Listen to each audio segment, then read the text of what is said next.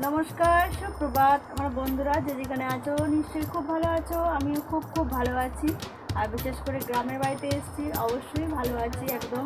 ওখানে যেহেতু একা একা থাকা হয়। আর তোমরা কে কেমন আছো অবশ্যই জানিও। আর ভীষণ আনন্দ হচ্ছে এখানে এসে। তো আমার স্নান করা হয়ে গেছে, সবারই হয়ে গেছে, বাচ্চাদের এখনও হয়নি।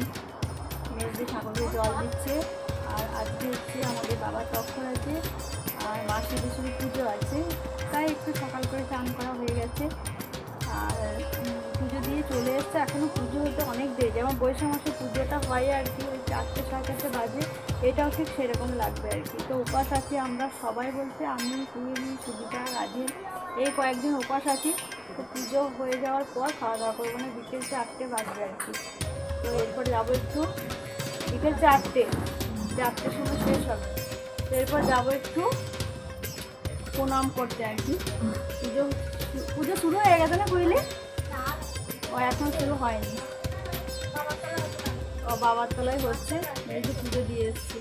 আর রান্না আমরা একদিকে করছি, আর ব্রাহ্মণরা এখানে খাবে আর কি। গুরুদেব ব্রাহ্মণ আছে, 4-5 জন আছে আর কি। তো তার জন্য লুচি সব ভাজা হবে, মিষ্টি সব আনা হয়েছে, তার জন্য সব প্রিপারেশন হচ্ছে। আর সজনে শাকের ডাল কাটছে, চলো তোমাদেরকে দেখায়। কত আমাদের ডাঁটা আছে, তো সজনে শাক হবে আজকে। আর কী মেনু হবে জানি না, তোমরা দেখতে থাকো, আশা করি তোমাদের ভালো লাগবে। আর তোমাদের কেমন লাগছে অবশ্যই জানিও ভিডিওগুলো অবশ্যই জানিও। আর এখানে তো আমি শ্বশুরবাড়িতে শাড়ি টাড়ি এসব পরি, তাই এখানে শাড়ি পরা হয়, চুড়িদার বা নাইটি এসব পরা হয় না, কোনো পরিনি, তো প্রচণ্ড লজ্জা করে। আর এই যে বেশ খাওয়ার উপযুক্ত হয়ে গেছে, খুব সুন্দর টেস্টি একদম। এর আগের দিনও খেয়েছি। আর গাছটা আর কি কেটে দিল, তো ওই জন্য সব পেরে নিয়েছে, কিছু মনে হয় সবাইকে দেবে হয়তো। আর এখানে শাক, সজনে শাক আমার ভীষণ ভালো লাগে খেতে, কোনো দিন ওখানে পাই না। তো এটা বাজবড়ো ঘন্টা সোনা, এই যে আমাদের ঘন্টা সোনা, দেখেছ কী করবে ডাঁটা নিয়ে? ও ঘন্টা বাবু, ও দেখি, এই যে স্নান করা হয়ে গেছে কুয়েলি। আমরা এখন যাচ্ছি মায়ের তলায় প্রণাম করতে। আর আমার ছোটো যা আর আমি দুজনে মিলে যাচ্ছি, আর ছেলেগুলো সব যাচ্ছে। যেহেতু স্নান করা হয়ে গেছে, তাই ভাবলাম চলো আগে মাকে প্রণাম করে আসি, তারপর সবজিগুলো কাটা হবে। সবজি বলতে কিছু কাটা হয়ে গেছে, আর ওই যে সজনে ডাঁটা, সজনে শাক পেরে নিয়ে এসেছিলো, তো সেইগুলোই বাছতে হবে আর কি। তো যেহেতু সজনে শাক বাছতে দেখবে প্রচুর টাইম লাগে, তাই দেখো আমার সাথে আমার সাঙ্গপাঙ্গগুলোও কিন্তু রেডি হয়ে গেছে শাক বাছার জন্য। ওদেরকে কিন্তু জোরও করিনি, ওদের প্রচুর ইচ্ছা ছিল আর কি যে আমাদের সাথে শাক বাছবে, তাই ওদেরকেও লাগিয়ে দিয়েছি।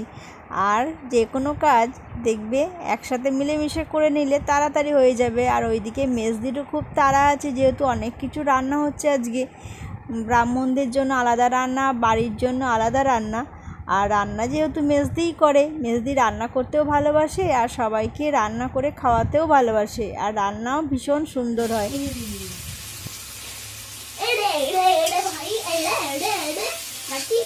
মেজদি কি রান্না করছেন? পটল নিরামিষই।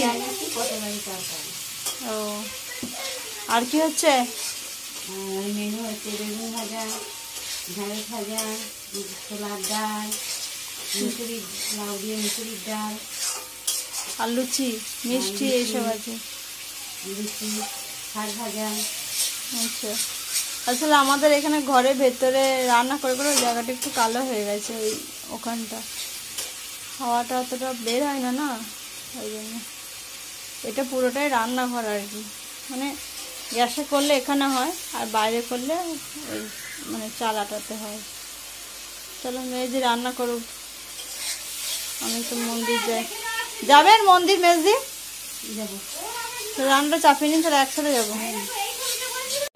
রান্না যেহেতু হয়ে গেছে, তাই মেজদি বলল ওদেরকে খেতে দিয়ে দাও। তবে আমি আর আমার ছোটো যা দুজন মিলেই দিচ্ছিলাম খেতে। আর যেহেতু এদের খাওয়া হয়ে যাওয়ার পর পুজো হয়ে গেলে ব্রাহ্মণ মশাইরাও এসে খাবেন, তো তার মতো জোগাড়যন্ত্রী করতে হবে, তাই ওরা আগে খেয়ে নিচ্ছে। আর আমাদের তো সবারই উপাস আছে, তো পুজো হয়ে যাওয়ার পর ব্রাহ্মণ খাওয়া হয়ে গেলে তারপর আমরা খাওয়া দাওয়া করব। আর এখানে রোহিত এসে কিন্তু কোনো কিছু বায়না করে না, ও আলু পেঁয়াজ টমেটো এসব কিছু খায় না, কিন্তু নিজের বাড়িতে এসে মানে যে কোনো খাবার ওর যেন ভালোই লেগে যাচ্ছিলো সব কিছু।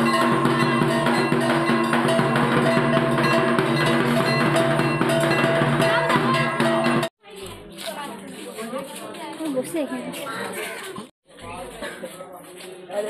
চলো শান্তি জল দিচ্ছে নাকি? এরাই পুজো হয়ে গেছে, তাই মেজদি এখানে ব্রাহ্মণ মশাইদের জন্য খুব সুন্দর করে সাজিয়ে গুছিয়ে পরিবেশন করছেন। আর মেজদি যেহেতু দীক্ষা নিয়েছেন, তাই মেজদি সব কিছু সাজিয়ে দিচ্ছে।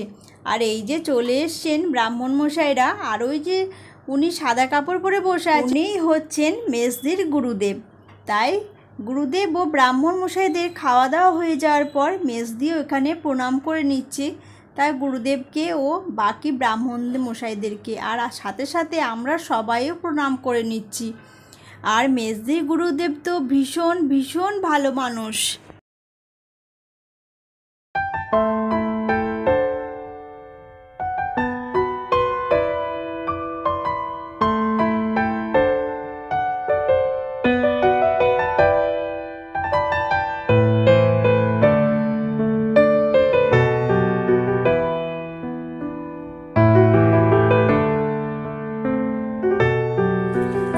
খাওয়া দাওয়া করতে করতে প্রায় 5টা বেজে গেছিলো।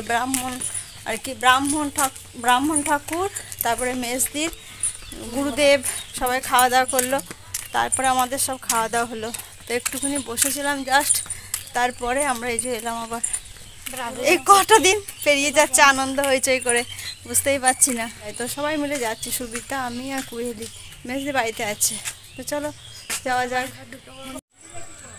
কত কচু গাছ দেখেছো, কচু পাতা।